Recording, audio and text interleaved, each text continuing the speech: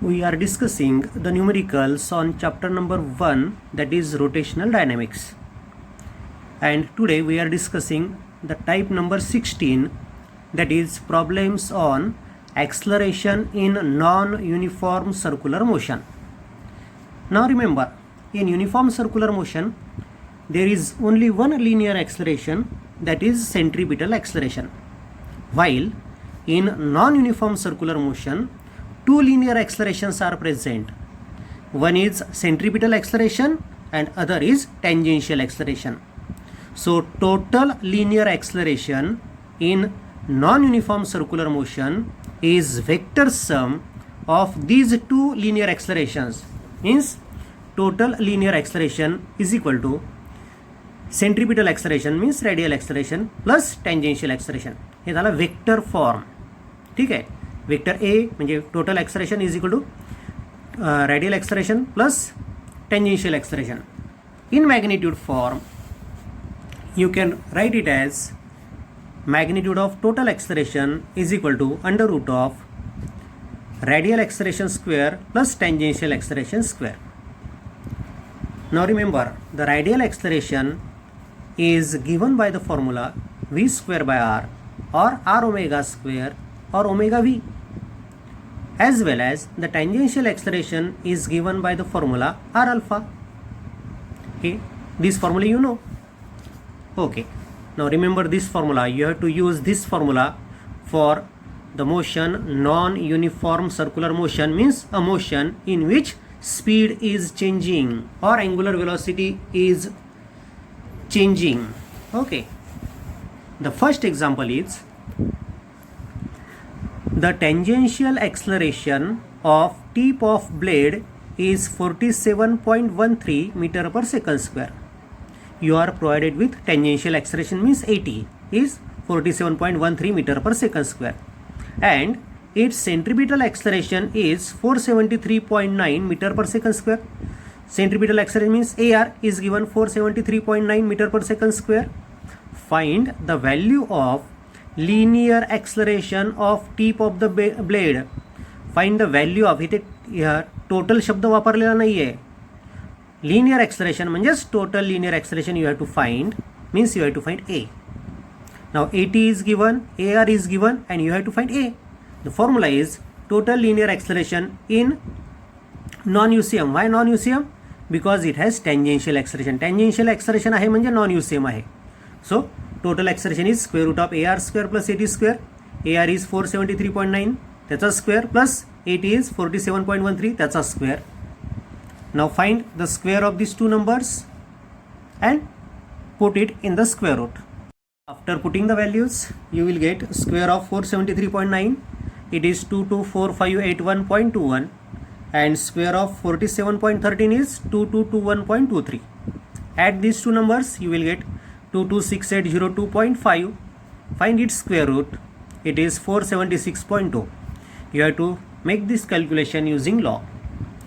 Direct square रूटच्या टेबलवरनं तुम्हाला स्क्वेअर रूट काढता येतं किंवा जर डायरेक्ट जर काढता येत नसेल तर लॉगनी कसं काढायचं. Find log of this number, then make its half. त्याला दोन्ही डिव्हाइड करा. पहिले लॉग काढा त्या संख्येचं, या संख्येचा लॉग घ्या, त्याचा हाफ करा, नंतर त्याचा अँटीलॉग काढा. अँटीलॉग म्हणजे आपला आन्सर असेल. Okay, so total linear acceleration in this non uniform motion is 476.2 metre per second square. Unit लक्षात घ्या, मीटर पर सेकंड स्क्वेअरच. Second example is a motorcycle is travelling at 30 metre per second on a circular road of radius 300 metre. ठीक आहे. V is given 30 metre per second and radius of the turn means R is given 300 metre. Okay, it is increasing its speed at the rate of 4 metre per second square. बघा इथे शब्द काय वापरले आहेत. It is increasing its speed at the rate of 4 metre per second square. Speed वाढतोय म्हणजे magnitude of linear velocity वाढत आहे, म्हणजे कोणतं ॲक्सलरेशन तयार होईल. टँजेन्शियल ॲक्सलरेशन किती. It is 4 metre per second square. That's why AT is 4 metre per second square. Calculate the acceleration of the car. तर त्या कारचं ॲक्सलरेशन काढायचं आहे. आता आपल्याला काय वाटतं, it is increasing it speed at the rate of 4 metre per second square. आपल्याला वाटतं की ॲक्सलरेशन एवढंच आहे. आपण डायरेक्ट आन्सर काय लिहून टाकतो, 4 metre per second square is the acceleration in the car. But this is circular motion, speed is increasing means non-UCM means total acceleration is combination of tangential as well as radial acceleration. म्हणून मग आपण टोटल ॲक्सलरेशनचा formula घेऊया. A is equal to magnitude of total acceleration is square root of AR square plus AT square. आता आपल्याला काय काय दिलेलं आहे, V आणि R दिलेलं आहे. मग असा कोणता फॉर्म्युला आहे रॅडियल ॲक्सलरेशनचा की ज्यामध्ये V आणि R येतं, तर रॅडियल ॲक्सलरेशनचा फॉर्म्युला आहे V square by R. So V square by Rचा स्क्वेअर प्लस टँजेन्शियल ॲक्सलरेशनचा स्क्वेअर. V स्क्वेअर मीन्स 30चा स्क्वेअर 900, R इज 300 चा whole square plus AT is 4 metre per second square म्हणजे 4चा स्क्वेअर. सो 300 3 जा 9 म्हणजे 3चा स्क्वेअर म्हणजे 9 प्लस 4चा स्क्वेअर म्हणजे 16 म्हणजे square root of 25 means 5 metre per second square. This is total acceleration of that moving car. Okay. Third example is a particle is revolving in a circle. Okay. Its angular speed increases from 2 radian per second to 40 radian per second in 19 second. 19 सेकंदमध्ये त्याचा angular velocity 2 radian per second ते 40 radian per second अशी बदलते. म्हणजे पहिली angular velocity 2 radian per second, नंतरची झाली 40 radian per second. Time किती लागला, 19 सेकंद. If the radius of the circle is 20 centimetre, so R is 20 centimetre म्हणजे 0.2 metre. Compare the centripetal acceleration to tangential acceleration. आता लक्ष ठेवा, सेंट्रिपिटल ॲक्सलरेशन आणि टँजेन्शियल ॲक्सलरेशन यांचं कंपॅरिझन करायचं म्हणजे रेशो काढायचा आहे. कंपॅरिझन म्हटलं म्हणजे रेशो काढायचा असतो, लक्षात ठेवा. मग आता सेंट्रिपिटल ॲक्सलरेशन आणि टँजेन्शियल ॲक्सलरेशन, आता जर व्हेलॉसिटी त्याची बदलत आहे तर वेगवेगळ्या इन्स्टंटला सेंट्रिपिटल ॲक्सलरेशन वेगवेगळं असेल आणि टँजेन्शियल ॲक्सलरेशन पण वेगवेगळं असेल. आपण काढूया फायनली सेंट्रिपिटल ॲक्सलरेशन आणि फायनल टँजेन्शियल ॲक्सलरेशन यांच्यामध्ये काय रेशो असेल तो. मग सेंट्रिपिटल ॲक्सलरेशनचा फॉर्म्युला आहे आपल्याकडे R ओमेगा स्क्वेअर, बरोबर आहे. AR is equal to R omega square. पण आपल्याला फायनल अँग्युलर वेलॉसिटी पाहिजे म्हणून R ओमेगा 2 स्क्वेअर घेतला मी. So R is 0.2, omega 2 is 40चा square. So it is 1600 into 0.2 means 320 metre per second square. ठीक आहे. फायनल सेंट्रिपिटल ॲक्सलरेशन काढलं, तसंच फायनल टँजेन्शियल ॲक्सलरेशन काढून घेऊया. सो फायनल टँजेन्शियल ॲक्सलरेशन किती असेल, R अल्फा म्हणजेच omega 2 minus omega 1/t. Angular acceleration constant असेल जे काही असेल ते. त्यामुळे इनिशियल टँजेन्शियल ॲक्सलरेशन आणि फायनल टँजेन्शियल ॲक्सलरेशन पण सारखंच असेल जर चेंज असा असेल तर. ना माझं स्टेटमेंटकडे लक्ष द्या, चेंज असाच असेल तर म्हणजे अल्फा तोच असेल तर. So 0.2, omega 2 is 40, omega 1 is 2, t is 19 second. So 0.2 into 38 upon 19, 19 2s are 38, so 2 into 0.2, so 0.4 meter per second square. So tangential acceleration is found to be 0.4 meter per second square, radial acceleration is 320 meter per second square, and we have to compare them. So radial acceleration upon tangential acceleration, this ratio we have to find. So it is 320 upon 0.4 means 800. So radial acceleration is 800 times tangential acceleration. You can write like this. आता तुमच्या लक्षात आलंच असेल की non uniform circular motion असेल तर total linear acceleration कसं काढायचं आहे. सरळ A is equal to square रूटमध्ये AR square plus AT square. ARचे वेगवेगळे फॉर्म्युले, त्याच्यापैकी कोणता फॉर्म्युला लागतो तो वापरायचा आणि रॅडियल ॲक्सलरेशन काढून घ्यायचं. टँजेन्शियल ॲक्सलरेशनचा एकच फॉर्म्युला आहे R अल्फा. ठीक आहे. बघा चौथं एक्झाम्पल, लास्ट एक्झाम्पल या टाईपमधलं. A cyclist is riding with a speed 27 kilometre per our.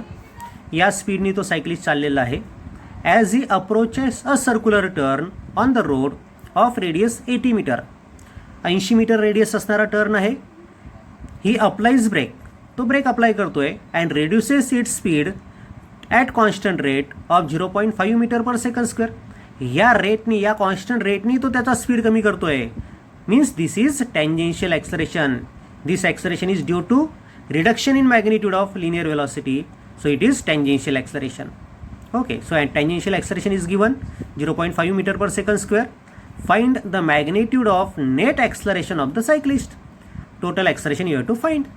Radius is 80 meter and speed of that cyclist is 27 kilometer per hour. So it is 27 kilometer hour. त्याची metre per second करा. So 27 into 5 by 18. So 7.5 meter per second, sorry. So total acceleration is AR square plus AT square square root of AR म्हणजे V square by R, कारण की V आणि R दिलेलं आहे आपल्याला. So V square by R हा formula आपला AR साठी, त्याचा square plus AT square means 7.5चा स्क्वेअर अपॉन ATचा whole square plus 0.5 square. So 56.25 upon AT whole square plus 0.25, 0.5चा स्क्वेअर 0.25. सो इट इज 56.25चा स्क्वेअर लॉग टेबलमध्ये तुम्हाला डायरेक्ट बघता येतो 3164 अपॉन 80चा स्क्वेअर 6400 प्लस 0.25. हा 3164 अपॉन 6400 हा रेशो काढून घ्या. लॉगनी काढता येईल log of 3164 minus log of 6400. जे काही सबट्रॅक्शन येईल त्याचा अँटी लॉग काढा. Anti log is 0.4944 plus 0.25. So it is 0.7444.